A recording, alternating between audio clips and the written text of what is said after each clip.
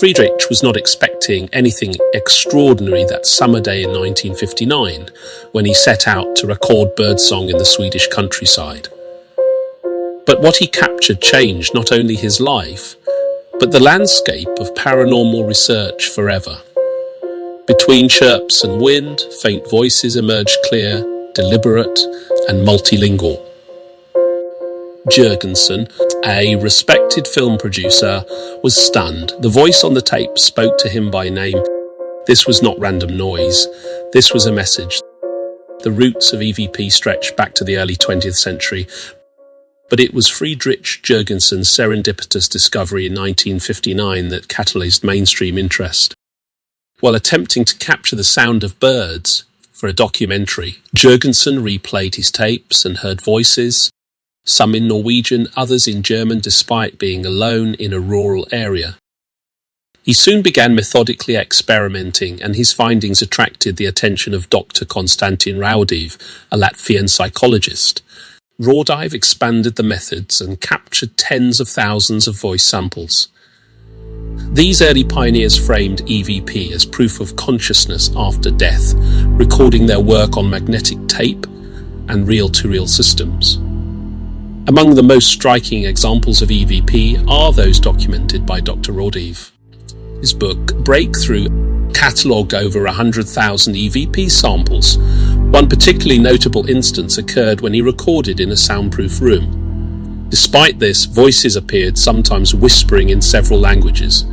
The publication of these cases helped ignite widespread public interest. Later, the phenomenon found cinematic exposure in the 2005 thriller White Noise, which featured real EVP samples and brought the mystery to mass audiences.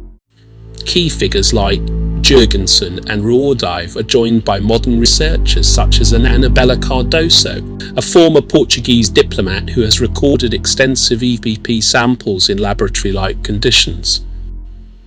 She recounts how repeated sessions produce consistent voices referring to her by name and answering questions. Other accounts include families receiving apparent messages from deceased loved ones and amateur hobbyists who claim to maintain ongoing dialogues with the beyond. The psychological impacts of EVP experiences vary. For some, the contact provides comfort and healing, reinforcing belief in an afterlife.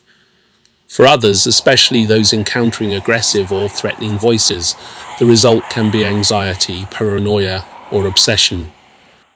Several researchers have reported long periods of emotional withdrawal after extensive EVP work, while others develop a near-spiritual dependency on continued communication. The scientific community generally views EVP through a skeptical lens. Auditory pareidolia, where the brain interprets random noise as meaningful speech, is frequently cited. Additionally, equipment issues like signal bleed, microphone sensitivity, and radio interference can produce voice-like artifacts. Controlled studies attempting to validate EVP have failed to produce replicable results, and most researchers stress the need for rigorous experimental controls. While mainstream academia largely avoids EVP, some parapsychologists argue it deserves serious study. Institutions like the Society for Psychical Research and independent researchers such as Cardoso have published papers supporting its validity, yet critics warn of methodological weaknesses and confirmation bias. The lack of peer-reviewed replication remains a key challenge. Electronic voice phenomenon sits at the crossroads of technology, psychology, and spirituality. Despite lacking scientific endorsement, it continues to captivate researchers and enthusiasts alike. Its persistence in both fringe science and pop culture speaks to a deeper human yearning, the desire to know that death is not the end. The skeptical viewpoint suggests that EVP is a product of human pattern seeking. Background noise filtered through expectation becomes a voice. Many EVP samples, when played to unprimed listeners, produce no consistent interpretation.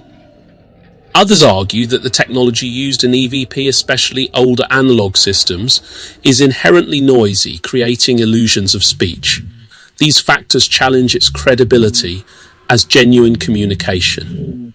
If EVP is more than just noise, it could represent a quantum bridge between dimensions, a byproduct of unrecognized physics, or the unconscious mind manifesting external sound. It may also reflect our deep psychological need to reach out to what lies beyond. EVP research, despite criticism, may eventually uncover not only truths about the spirit world, but about ourselves.